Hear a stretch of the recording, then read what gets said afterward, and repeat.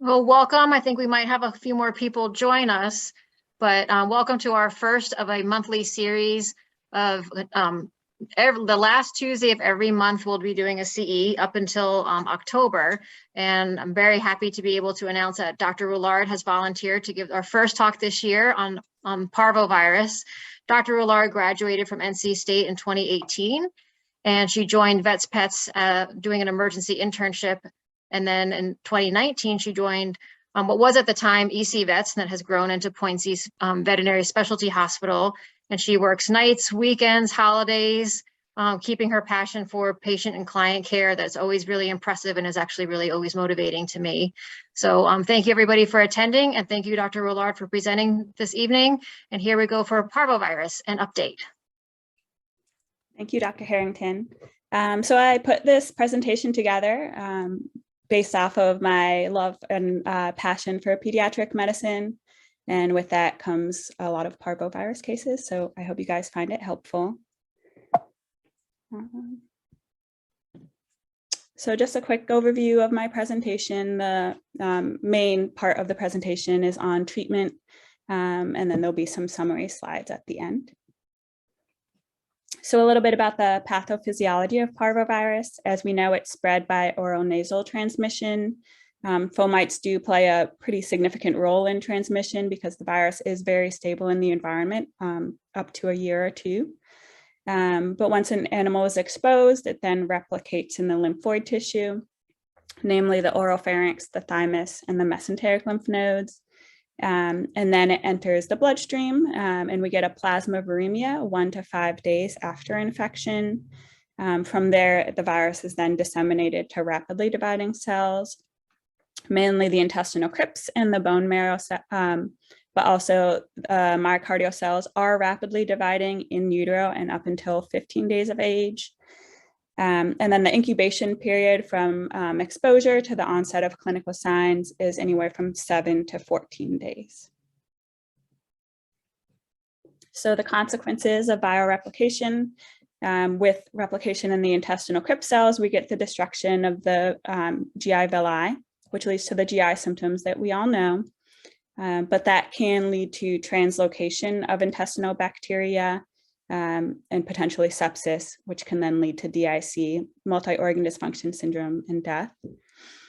With replication in the bone marrow, we get destruction of the leukocyte precursors, namely the lymphocytes and the neutrophils. So you'll see a profound lymphopenia and neutropenia, which can then exacerbate sepsis and therefore DIC and multi-organ dysfunction syndrome. And now we don't see the effect of the myocardial cells as often anymore, just because of maternal antibodies. But if a puppy is exposed in utero or before 6 weeks of age, it can affect their myocardial cells and cause destruction of those, which then can lead to a cardiomyopathy and congestive heart failure. And this can be with or without the GI symptoms, and it can be several months after the GI symptoms. So moving on to diagnosis. So we all know the typical clinical signs of a parvo puppy: inappetence, lethargy, vomiting, and diarrhea, often hemorrhagic diarrhea. They're often going to present dehydrated. They may have a fever and they may have abdominal pain. And some puppies are going to present with signs of hypovolemic shock. So that's presenting tachycardic, tachypnic with pale mucous membranes, cold extremities, mentally dull. They may also present with signs of a coagulopathy if they're tipping over into DIC. So they may have petechia, ecchymosis, prolonged bleeding from venipuncture, etc. Some common lab work changes that you may see. So on CBC, you may see that they're anemic, and this would be from GI blood loss, but also potentially secondary GI parasites as well. They may be leukopenic, and specifically lymphopenic and neutropenic due to the bone marrow destruction. And then they may have a thrombocytopenia if they're tipping over into DIC from sepsis. On your chemistry panel, they're often going to have a hypoalbuminemia, potentially a hypoglycemia, electrolyte derangements. They may have a prerenal azotemia, and potentially a hepatopathy if they're developing multi-organ dysfunction syndrome. And then they may have prolonged PT and PTT if they're developing DIC. So our first question, false positive results may occur with some ELISA assays after vaccination with the modified live parvovirus vaccine. True or false?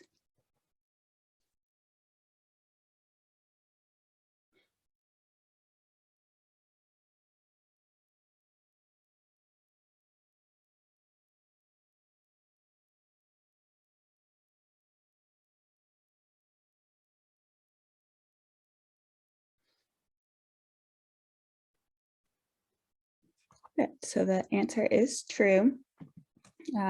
And that's only certain modified live vaccines, and it's usually only going to be a light false positive. But so the mainstay of diagnosing parvovirus in the clinic is with the fecal ELISA SNAP test.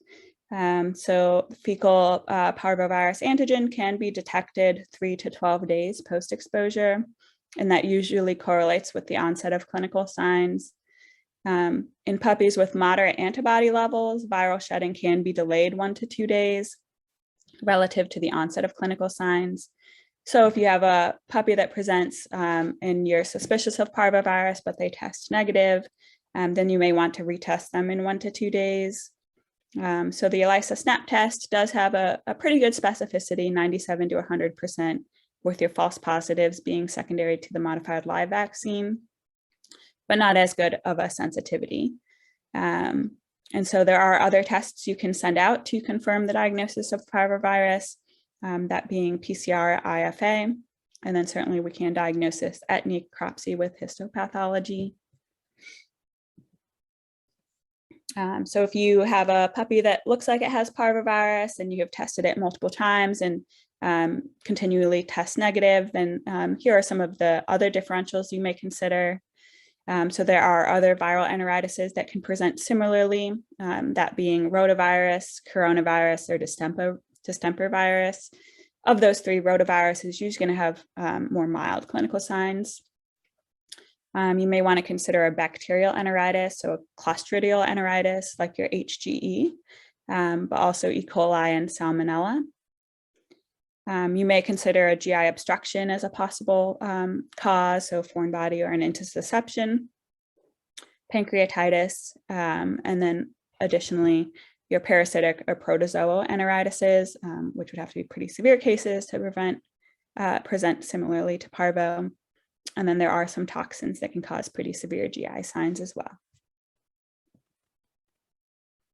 So that being said, I did want to have a slide on diagnosing an intussusception because it can be a sequelae of parvovirus.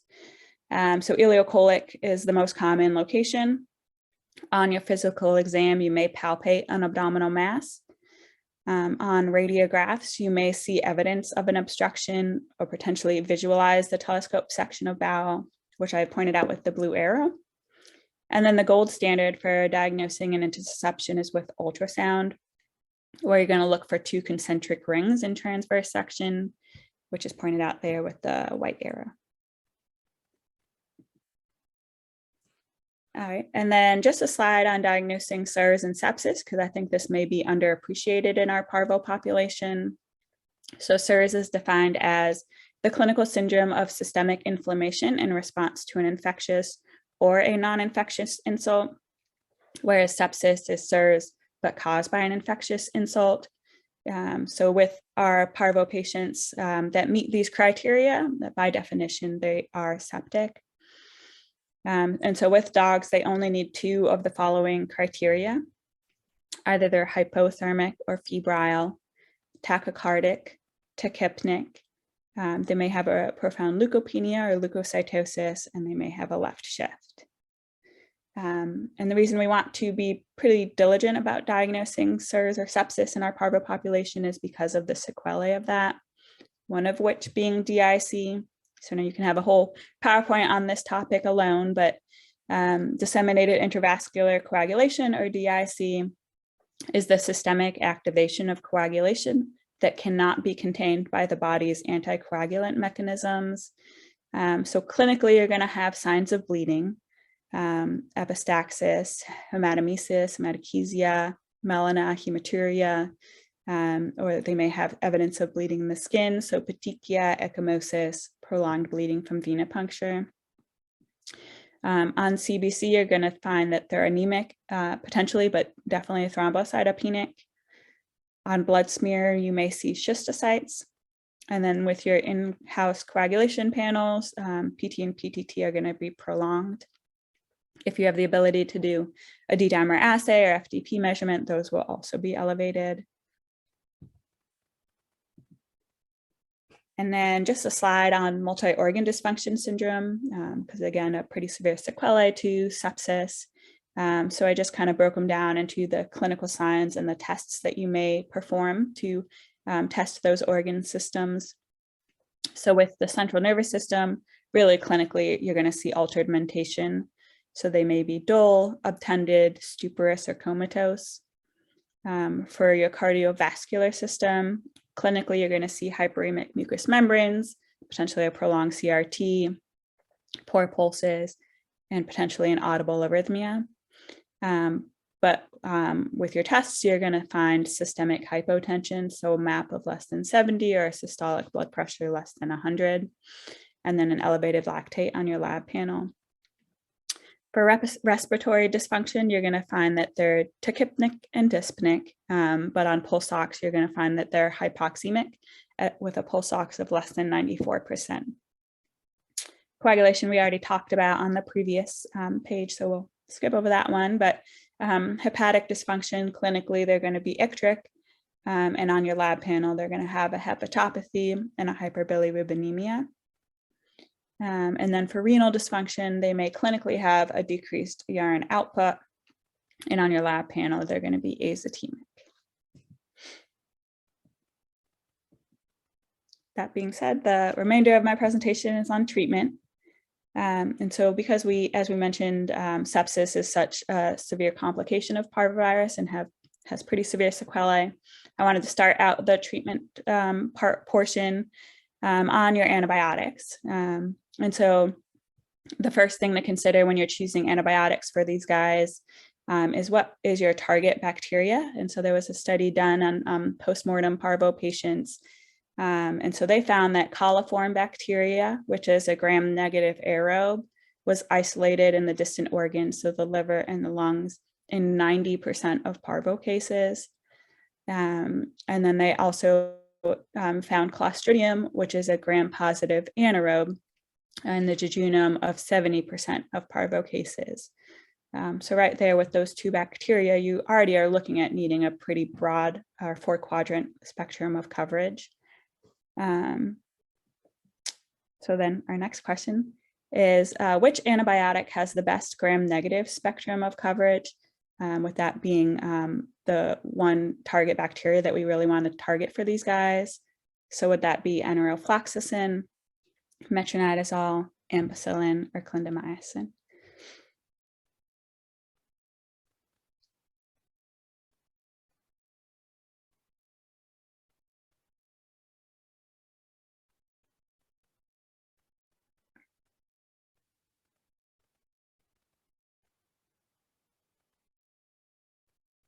Okay, pretty good range there, but enterofloxacin of those antibiotics has the best gram-negative spectrum of coverage.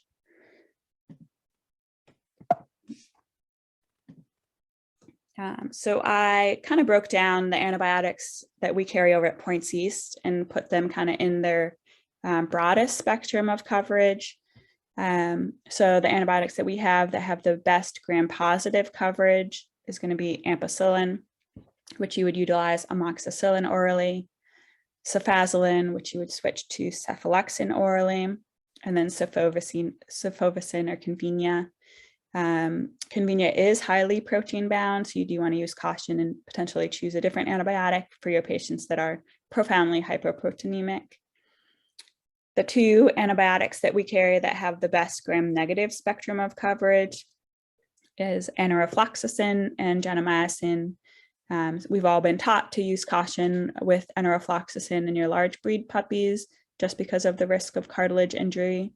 but on the package insert, that was only noted at a dose of 20 mg per kg per day, which I think is a much higher dose than we typically utilize.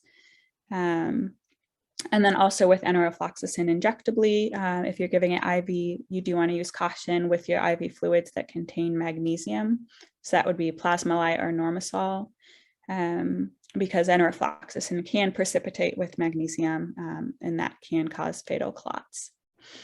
And then, of course, gentamicin being an aminoglycoside, you do want to use caution in your patients that are still dehydrated because of the risk of AKI. The two antibiotics that we carry that have the best anaerobic spectrum of coverage would be metronidazole and clindamycin, both of which can readily cross the blood-brain barrier, so you do want to use caution in your younger patients. And then again, clindamycin is also highly protein bound, so using caution in your patients that are hypoproteinemic. The two antibiotics that have the broadest spectrum of coverage that we carry is ampicillin sulbactam or Unicin, which has better gram-positive coverage than gram-negative, and you would do Clavamox orally there. And then cefoxitin, which has better gram-negative coverage than gram-positive. And if you were going to stay in the same class, which is the second generation cephalosporins, you would utilize cefaclor or cefuroxime orally. And so, as I mentioned, these guys are very predisposed to developing septicemia from bacterial translocation. So these are the antibiotic combos recommended in the Small Animal Critical Care Medicine book when your goal is treating sepsis. So you get 4-quadrant coverage. And I just pulled out the combos that we carry. So cefoxitin plus or minus ampicillin, because ampicillin can broaden its gram-positive spectrum of coverage. You could do ampicillin or Unicin with enrofloxacin, ampicillin or Unicin with gentamicin, and cefazolin with gentamicin. And potentially for your older population, you may want to use clindamycin with enrofloxacin or clindamycin with gentamicin. So our next question, metronidazole is a good antibiotic choice in cases of canine parvovirus because it helps resolve diarrhea. True or false?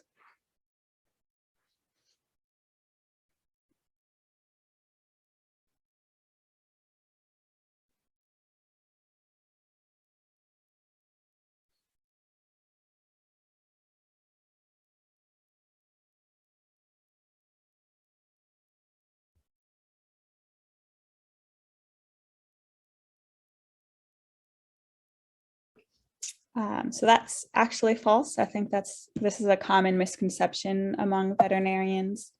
So nowhere in the package insert or the Plums monograph does it say that metronidazole is an antidiarrheal. It truly is an antibiotic, and it treats bacterial overgrowth of anaerobes. We utilize it quite frequently in our older population that develop bacterial enteritises, so your HGEs and Clostridial enteritises, where yes, metronidazole is very effective at resolving their diarrhea. But for our parvo patients, their diarrhea isn't from GI bacterial overgrowth, but destruction of the villi. It's essentially a malabsorptive diarrhea, so it's not really going to help with their diarrhea. And so this chart is another one that I found on VIN there, which just kind of categorizes the oral antibiotics into the different categories of gram-positive aerobes, gram-negative aerobes, and anaerobes. And so the other thing I wanted to point out about metronidazole is while it's excellent at treating anaerobes, and it's probably our best antibiotic in that regards, it's really ineffective against your aerobes. And as I mentioned on the first slide of the antibiotics, the main target would be your coliform bacteria, which is a gram-negative aerobe. So if you're using metronidazole as your sole antibiotic for these guys, I think you're doing them an injustice and not treating the main bacteria that we need to treat for these guys. But certainly if you want to use metronidazole in one of your combinations, that would be fine. And then the other note on this slide here, so your two drug classes that are the best at the gram-negative aerobes would be your fluoroquinolones and your aminoglycosides.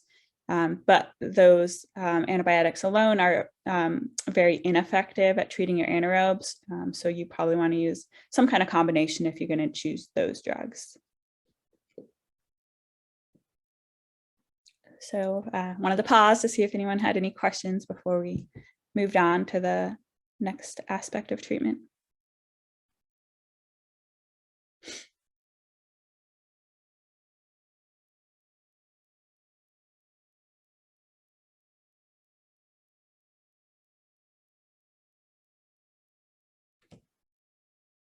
Okay, then we will move on.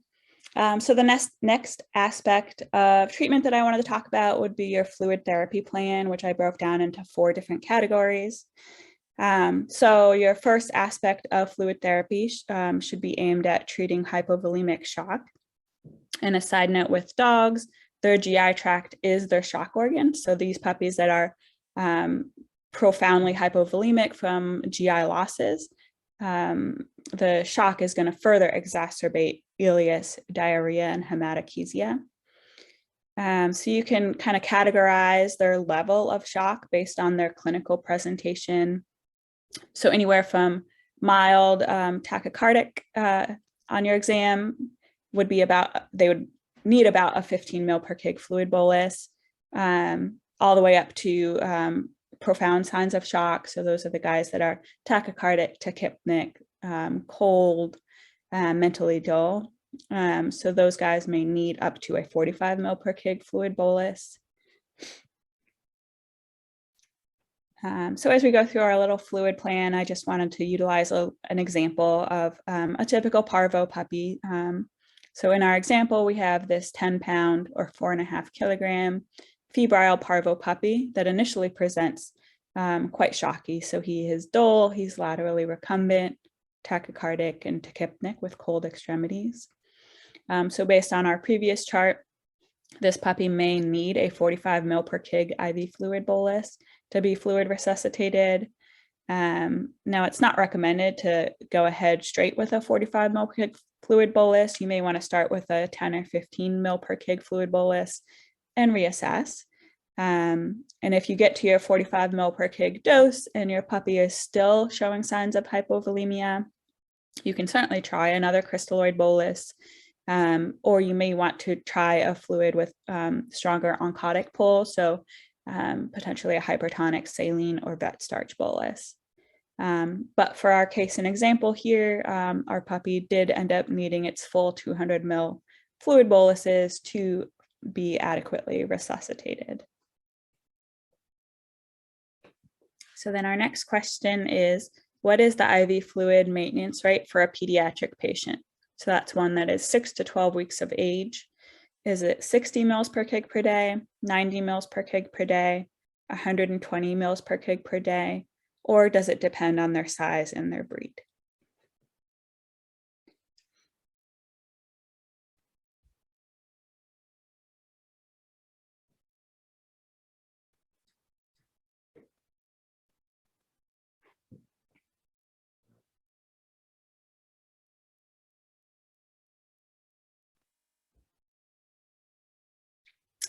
So the answer is actually the 120 mils per kg per day. So good on you, the 5% there. So that fluid rate was taken directly from the emergency procedures book here. So the 3 lines I wanted to highlight. So in red there, traditionally maintenance volumes are estimated at 60 mils per kg per day for adult patients. But for infants and our pediatric patients, they do require a much higher maintenance rate for fluids. So anywhere from 120 to 200 mils per kg per day. And then the last line I wanted to highlight down there was if they have a fever, that will increase their maintenance fluid requirements up to an additional 15 to 20 mils per kg per day. So back to our puppy example, 4.5 kilograms, febrile. He got his 200 ml fluid bolus, and now we're calculating his fluid plan. So if we go at the lower end of the maintenance rate there, so we go at 120 mils per kg per day as his maintenance, that would be about 22 mils an hour. But factoring in that he does have this fever, we're going to add in an additional 20 mils per kg per day. So that would put his maintenance with his fever increase at 26 mils an hour. But these guys are often going to need higher than just their maintenance rate. These guys are often dehydrated. So signs of dehydration that we can utilize to guesstimate their percent dehydration. We've all seen this chart before. So anywhere from less than 5% dehydrated, you can't really detect on clinical exam, to 10 or 12% dehydrated. These guys are going to have the tented skin that stands in place. They're going to start showing signs of shock. And then up to 12 to 15%, which are going to have definitive signs of shock. And so for our puppy, going back to our case here, so his maintenance with his fever increase, as we calculated on the previous page, was 26 mils per hour. But he did present with signs of shock. So let's say he's 10% dehydrated. You do want to factor in what you administered for their fluid bolus into calculating their rehydration or their dehydration deficit. So our puppy that was 10% dehydrated but got a 200 mil bolus, he's going to need an additional 250 mils to rehydrate him if we calculated correctly. And I just calculated this over 24 hours. You may want to do it sooner than that or faster than that. So you may want to replace their dehydration deficit over 8 or 12 hours. But for our example here, I did it over 24 hours. So that's fluid rate comes out to be about 36 mils per hour. And then something to keep in mind, if you were correct in guesstimating your puppy's dehydration deficit, then when they are adequately fluid resuscitated or rehydrated, they should gain that 10% of their weight back. So this puppy should gain 0.45 kilograms if we were correct in our estimation. So pretty significant weight gain for this guy. And then the last aspect of fluid therapy, which I think is often the most difficult, is to correct for ongoing losses. So I broke this down into 3 different ways you could go about doing this. So you can estimate their losses by measurement. So say you go in there and there's about a tablespoon of diarrhea on the pee pad, and potentially they lost 15 mils of fluid. Comparatively, they lost, if there's a cup of vomit on the pee pad, then they lost 240 mils of fluid. So that's one way. You can get a little bit more precise with their losses and actually weigh them if they're on pee pads, with 0.1 kilogram of loss equaling about 100 mils of fluid. So there's 0.2 kilograms of diarrhea on there, then that puppy lost 200 mils of fluid. And then the third way that you can keep up with their ongoing losses, or make sure you're keeping up with their ongoing losses, is to look for the clinical picture of euhydration. So once the puppy is rehydrated, they should maintain their weight. So once our puppy is rehydrated, he should stay at 4.95 kilograms. So if you weigh this puppy after the 24 hours, and it's still at 4.5 kilograms, then it's likely you are not keeping up with its ongoing losses. Other ways you can go about doing this is checking their urination. So a puppy that's well hydrated on IV fluids should urinate every 3 to 4 hours. So if you look at your treatment sheet and there's been no urinations noted in 10, 12 hours, then it's likely you're still behind on his fluids. And then certainly when they urinate, you can collect a urine sample and do a urine specific gravity. So a puppy that's well hydrated should have a quite dilute urine specific gravity, so less than 1020. So again, kind of same thing, you collect a urine sample and you get a reading of greater than 1050, then it's very likely you are not keeping up with his ongoing losses. So going back to our example of our 4.5 kilogram puppy, whose maintenance with his fever and his 10% rehydration over 24 hours came out to be 36 mils per hour. Say we kind of just guesstimate his ongoing losses with his vomiting and his diarrhea to be about 10 mils per hour of loss. That would put this puppy at a fluid rate, at least for the initial 24 hours there, of 46 mils per hour. And if you do the reverse math there, that comes out to be about 245 mils per kg per day, not a fluid rate we often put adult patients on, but I do think that these parvo patients often need pretty profound fluid rates. But obviously we're going to be reassessing them multiple times a day and adjusting as needed. So then moving on to the next aspect of fluid therapy, which would be your fluid additives once you've calculated out what fluid rate they need. So as previously mentioned, these guys often have pretty severe electrolyte abnormalities. Usually the sodium and the chloride are going to be corrected with your crystalloid fluid therapy, but often we need to supplement potassium for these guys that are hypokalemic. And then a note about hypokalemia. Profound hypokalemia is going to contribute to weakness, nausea, inappetence, and ileus. So you can certainly use this little chart that you can find on VIN as far as their serum potassium and how much KCl to add to their fluid bag. This chart was aimed at fluid rates that were going to be at maintenance. So for your puppies that are going to be on pretty high fluid rates, you may want to actually go ahead and calculate the milliequivalents per kg per hour, just to make sure you're not getting close or exceeding Kmax. And then a lot of times these guys are hypoglycemic, secondary to decreased intake, excessive utilization from parvovirus itself, shock or sepsis. And then for the young ones, they have decreased gluconeogenesis.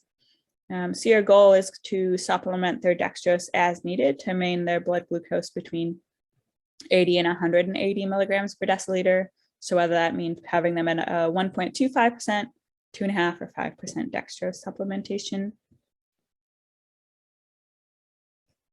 So then our next question, which of the following is a function of albumin? Maintaining oncotic pressure, binding and transporting drugs, free radical scavenger, regulates coagulation, or all of the above?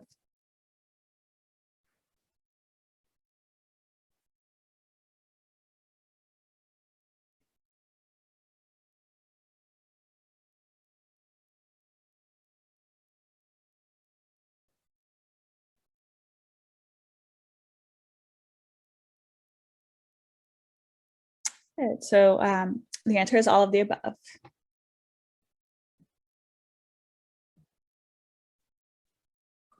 So another common finding with your parvo patients is that they're hypoalbuminemic, and this can occur from a few different mechanisms. So anorexia alone is going to reduce albumin synthesis by 50% in a 24-hour period. But also with their diarrhea, these guys often have essentially a protein-losing enteropathy. And then SIRS and sepsis is going to exacerbate hypoalbuminemia as well. And so the consequences of this being with hypoalbuminemia, you're going to have a decreased oncotic pressure, which is going to result in movement of fluid into the interstitial space. This can lead to intractable vomiting and diarrhea if the fluid shifts into the GI mucosa, but also can shift and cause cavitary effusions or peripheral edema. You're going to get decreased delivery of protein-bound drugs to their site of action. So as we mentioned before, choosing drugs appropriately if that's the case. You're going to have decreased anti-inflammatory effects because albumin is a free radical scavenger. And then because of the loss of antithrombin 3, which is bound to albumin, these guys can tip into a hypercoagulable state and put them at risk of thromboemboli.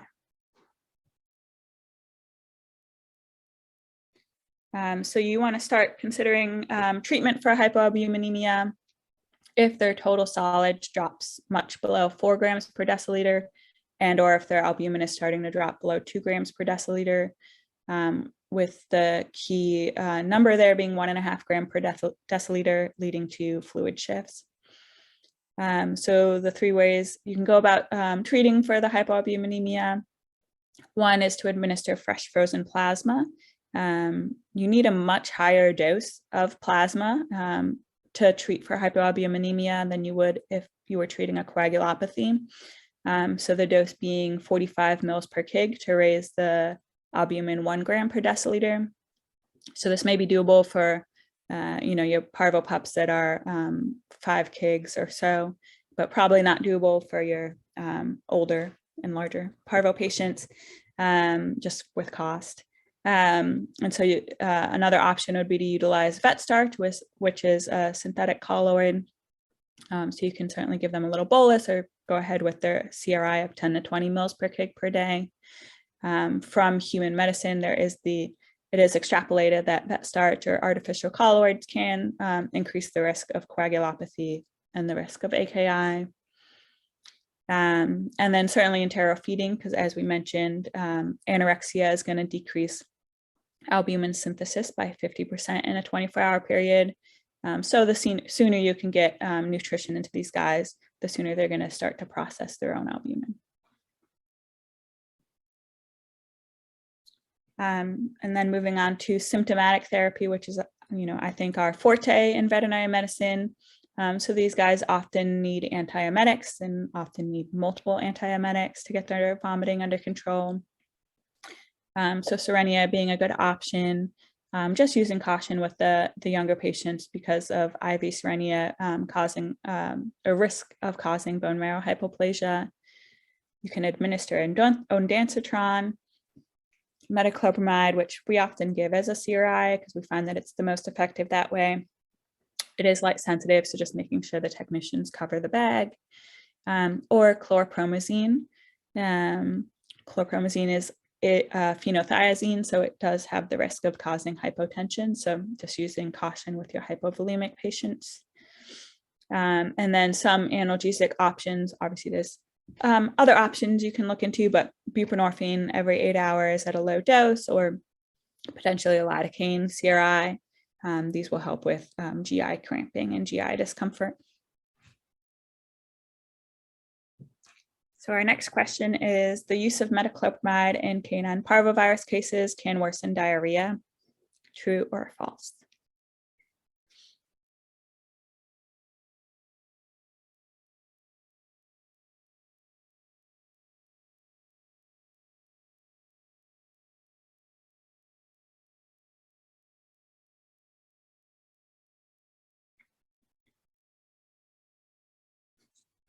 Pretty even split there.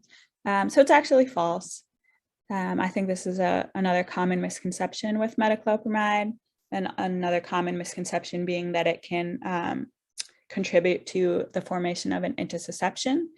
But if you look at the site of action of our various prokinetics, so these guys often do have pretty profound ileus and benefit from prokinetic therapy. So metoclopramide really only works at the pyloric antrum and to maybe some degree the duodenum.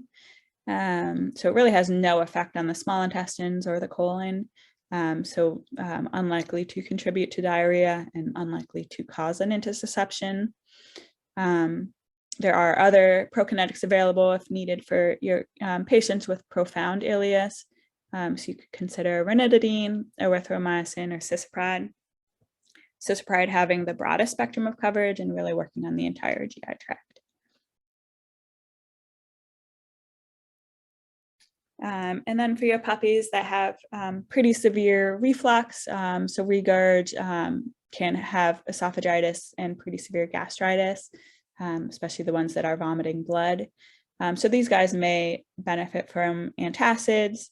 So your options being your H2 receptor blockades, so cimetidine, ranitidine, or famotidine, or your proton pump inhibitors, being found to be superior to your H2 blockers, so pantoprazole injectably or omeprazole orally. And then for those ones that you suspect GI ulceration, giving them sucralfate or barium, which can coat the GI tract. So then the next aspect of therapy is nutrition. So early feeding is recommended within 12 hours of hospitalization. It's been found to improve healing of damaged enterocytes, and it helps to decrease the possibility of bacterial translocation. So for your guys that are anorexic, you may consider syringe feeding or placing a feeding tube. Over at Point East, we prefer placing feeding tubes. And I personally like nasogastric tubes because you have the added benefit of helping to empty the gastric residual volume there. So if you're placing a feeding tube, then you're probably going to want to feed them a liquid diet. And again, at Point East, we have Emerade, but you may utilize Clinicare if you can get it, or the Royal Canin GI low-fat liquid diet. And courtesy of Dr. Saker, the nutritionist at NC State, these were her recommendations as far as feeding Parvo patients. So first, you do want to calculate their RER, and that should always be calculated based on their current body weight. So even the ones that are quite thin. And then if they have no vomiting or mild vomiting, you can consider bolus feedings, aiming at 75% RER the first day, up to 100% RER the second day, and then multiples of their RER thereafter. If they're still having some vomiting, you can certainly still do the bolus feeding slowly, or you could consider a CRI of their diet, but at a lower rate.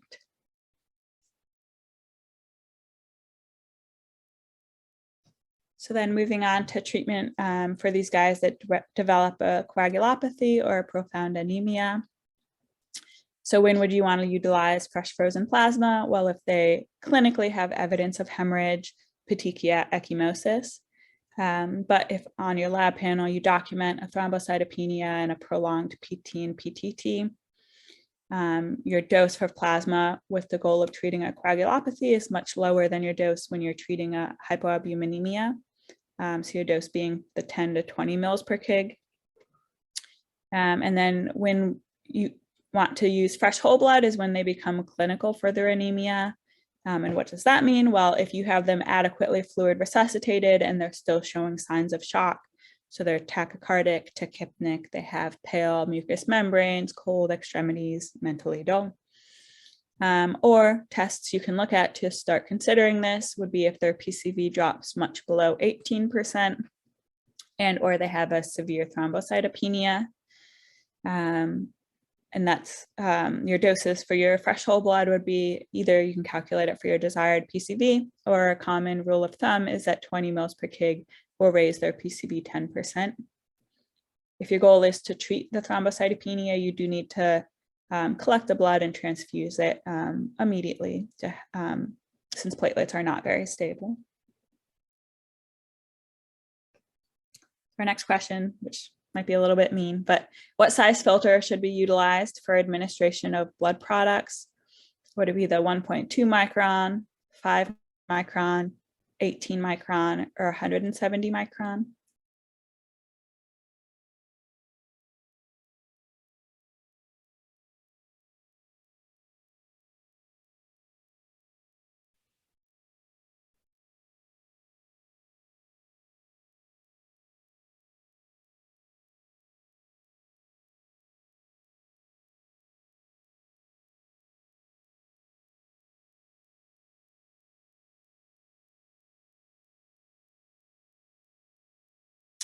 Okay, so the answer is the 170 micron. So I just had done a little bit of research on the different filters that we have available at our clinic. So ranging in size from your 0.2 micron filter, which is your smallest, with the goal of removing bacteria. And so we utilize this for N-acetylcysteine and phenobarbital administration. Your 1.2 micron filter with the goal of removing fungi and particulate matter. We don't do parenteral nutrition, so really intralipids is what we use that for. The 5 micron filter is your filter needle. So that's going to remove glass particles. So use for your glass ampule products. The 18 micron filter is the hemonate filter. This is going to remove larger crystals and larger cells. Really, it should only be utilized for mannitol in veterinary medicine, because the blood filter, which is 170 microns, so 10 times bigger, with the goal of only removing clots and not removing cells, is what we should be utilizing for blood product administration, so plasma, packed red blood cells, and whole blood. But I do know when you're doing blood transfusions on your teeny tiny Parvo patients, it's really not feasible to use the inline administration set, so the larger filter. So we are often left with using the HemoNate filter. So potentially just calculate or round up your amount of blood to administer, with the understanding that that filter is going to remove some of the cells. And so then another aspect of treatment that we often do at Points is a fecal transplant. The last study I could find was done in 2018 that they looked at administering fecal transplants to Parvo patients, and they found that it resulted in a more rapid resolution of clinical signs, but had no change in survival.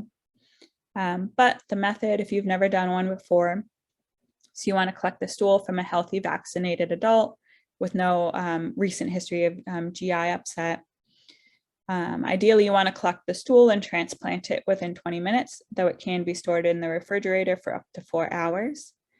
You want to mix the feces with water or saline until you create a thick pudding consistency, and then pass this through a drain to remove the larger particles.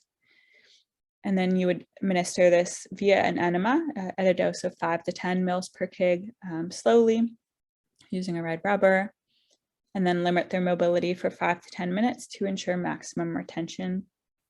This can be repeated every 48 hours until their symptoms resolve.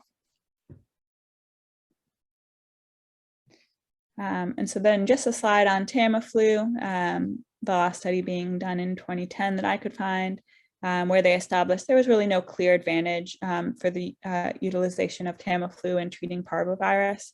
But they did note that the treatment group experienced a more significant weight gain and had no further decrease in their white blood cell count. And so how does it work? Well, it's a neuraminidase inhibitor, so it's really ineffective against parvovirus itself. But some proposed modes of action from that study was that it may reduce the number of viral particles leaving infected cells. It may decrease the ability of GI bacteria to colonize and produce toxins, and it may decrease the number of white blood cells leaving the blood.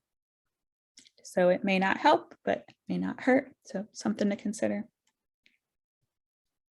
And then the last aspect of treatment, taking from the emergency procedures book, as time allows, give the puppy some tender, loving nursing care, nourish its emotional needs as well as its physical needs. At our hospital, we have a very small isolation unit, but the nurses often go in there and at least let the puppies out, get them out of the kennel and let them walk around the isolation area, which I think helps, one, with their emotional needs, but also to help kind of get them moving and get their GI tract moving again. So something to consider. And then, so one slide on, I think I skipped one. Oh, yeah. What is a negative prognostic indicator for cases of parvovirus?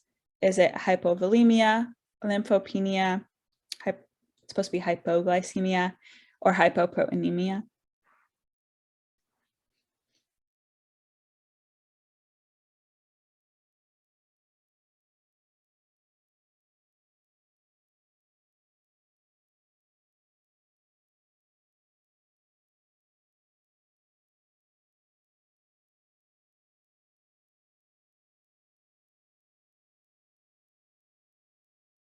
Good. Yes, so it's lymphopenia is a negative prognostic indicator.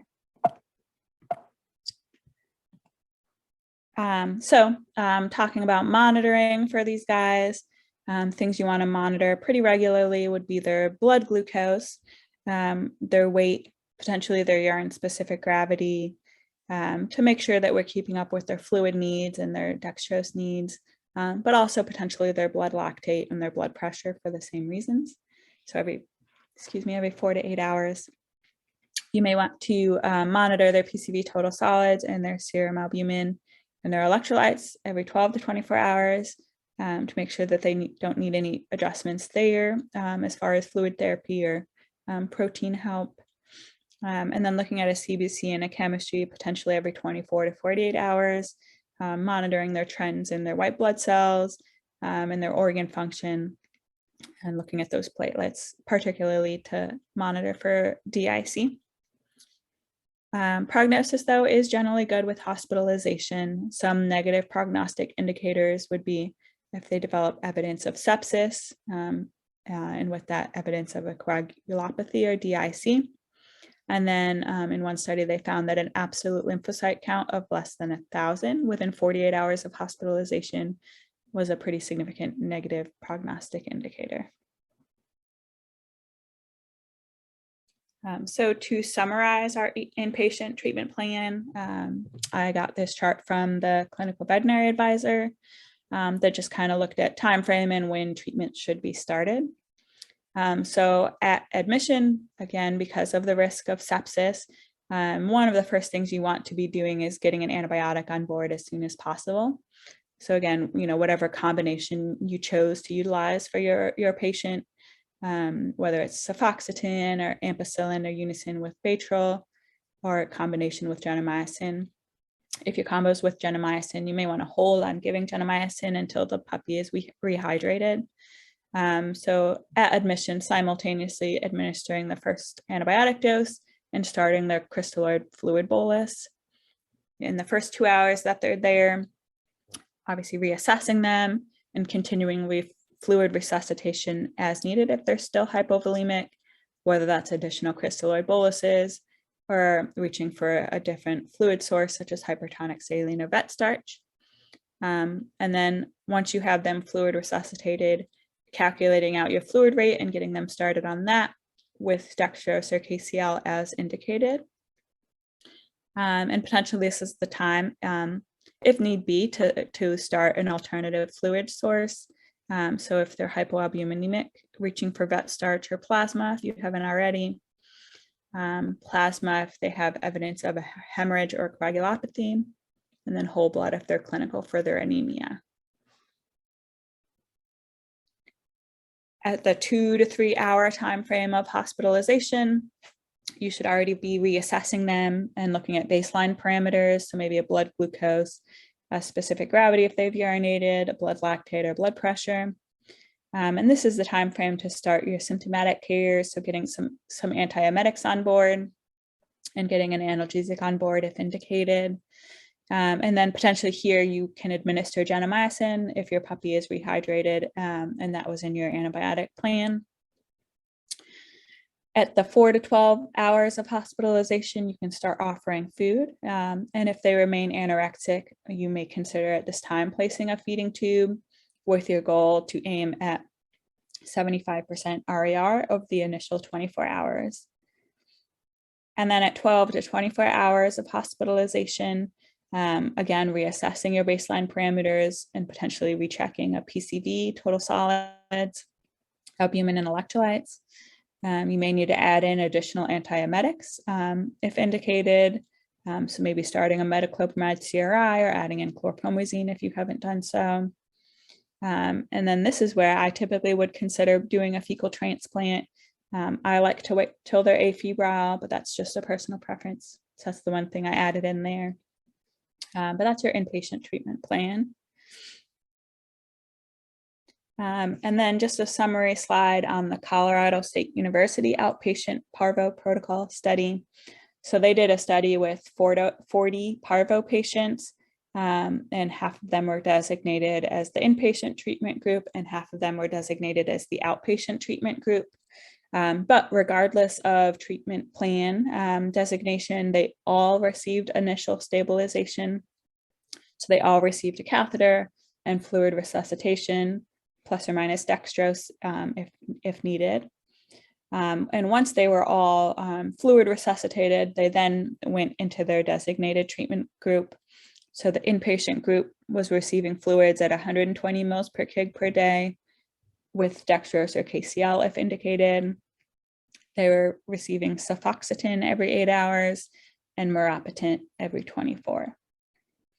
In comparison, the outpatient treatment group were receiving sub-Q fluids, so at a dose of 30 mils per kg every 6 hours. So the owners were shown how to do this at home and no additives to their fluid therapy. They received a convenient injection once on day 1 and then meropitant sub-Q every 24 hours as needed. And I think a big takeaway, though, from this study was that the outpatient treatment group were all required to bring their puppy back every 24 hours for a baseline exam and reassessment. And so they did find that the vast majority of inpatient and outpatient puppies, the vast majority needed some form of dextrose support. So whether that was IV dextrose or Cara syrup for the outpatient group. And then additionally, the vast majority needed potassium supplementation. So whether that's KCl for the inpatient group or 2-mol-K for the outpatient group, where a smaller subset needed additional analgesia or additional antiemetics. So based on their study, they did find that the inpatient treatment group did have a 90% survival rate, whereas the outpatient treatment group had an 80% survival rate. With that being said, they did have failure parameters. So as I said, those outpatient puppies were brought in once a day for baseline exams and baseline labs. And so the failure parameters, which caused them to convert an outpatient puppy to an inpatient treatment group. So if they had progressive dehydration, which they defined as a loss of greater than 10% of their body weight from admission, or consecutively having 2 serial measurements of greater than 8% dehydration, if they had a hyperlactatemia, if they had a decline in mentation to stuporous or obtended, or if they developed a fever. So any of those things would cause them to convert an outpatient plan to an inpatient plan for a puppy. So with that being said, that's the end of my presentation. Does anyone have any questions? Thank you, Dr. Roulard. We do have one question from Alicia Myers. It says, not being in the vet tech world anymore, I recently found out my human infusion pharmacy tech job that people can get Parvo, but a different strain, B19, I believe, that isn't zoonotic. Does this topic come up in the discussion with the owner? So I wasn't aware of that. So I have not had that conversation with owners before, but definitely something I'll look into. I've had a couple people ask me, and I've said I don't know a whole lot about the human parvovirus, but that from what I understand, we can't share it. But I also have not further researched that topic. Yeah.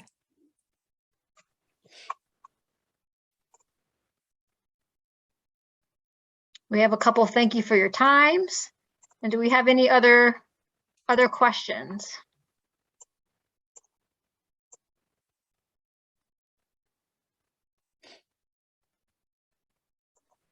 And like I said in the chat, we will be sharing the PowerPoint, and we'll share that via email, and then also email the certificate to those that attended today. So you have a certificate of your CE hours here.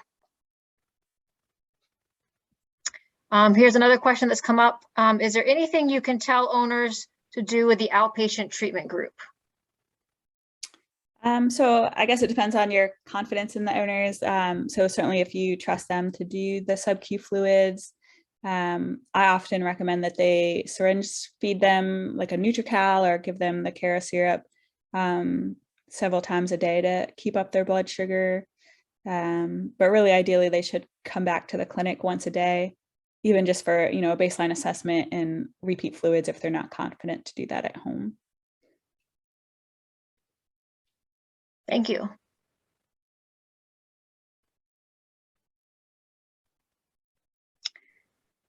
Dr. Roulard, do you know anything about the susceptibility of unvaccinated older dogs? Baseline, like how many can contract Parvo? Yeah. Not off the top of my head. I mean, I would probably consider them as susceptible as puppies if they get exposed. I know we've had a couple that were older than 1 year old over the past year. Yeah, we see all ages. Another question is, if you have a Parvo patient that is very financially limited, what treatments do you prioritize? So I definitely prioritize fluid therapy and antibiotics. And following the Colorado study, I'll do Convenia, but I do know it's pricey. So if you have to do oral antibiotic, you can do that route, but definitely prioritizing fluids and antibiotics, and then certainly some nausea support for these guys. And then Matt, you might be able to answer this question. I don't see the PowerPoint. Will it be for sure emailed? It says yes, there'll be a copy of the presentation and the CE certificate emailed in a week. Within a week. Within a week.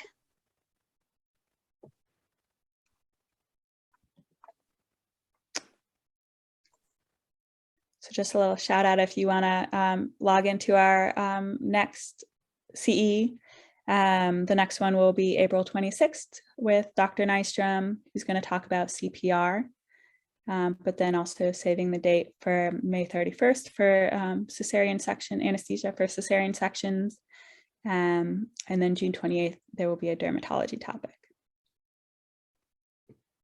And if there's any topics that you guys are really interested in hearing, feel free to email us and make some requests, because we haven't quite planned the rest of the year out. So any requests, we would probably be able to accommodate it.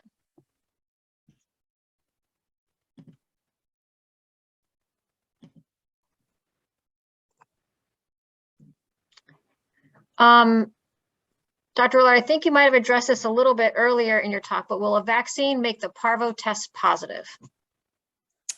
Yeah, so the modified live vaccine within, I think it's 2 to 4 days of testing can cause a false positive, but it's only ever going to be a light false positive. So the dark positives you can typically trust.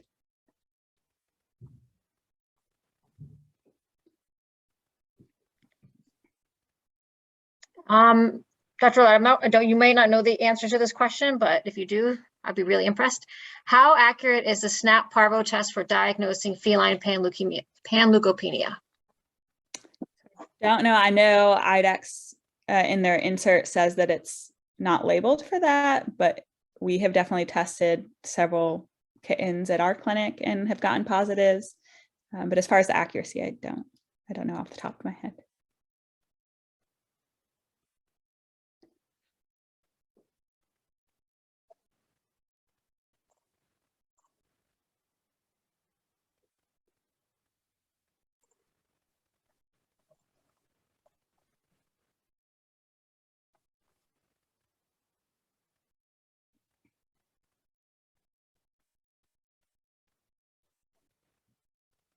Can an adult fully vaccinated dog contract Parvo? So the vaccine is very protective. So if they've been vaccinated by a veterinarian, then no. That being said, though, we've had a couple cases in our clinic that were fully vaccinated. And so the vaccine company did cover those, the cost for treatment there.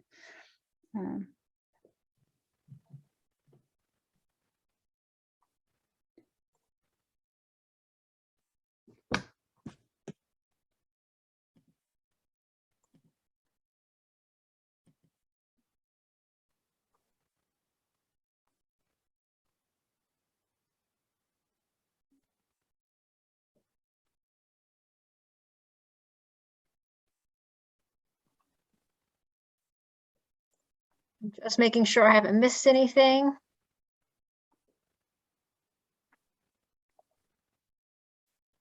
Well, thank you, Dr. Willard, for your time and for sharing this information that all of us face, and the Parvo season is among us. So thank you very much. And thank you, everybody, for attending. We look forward to seeing you in future months.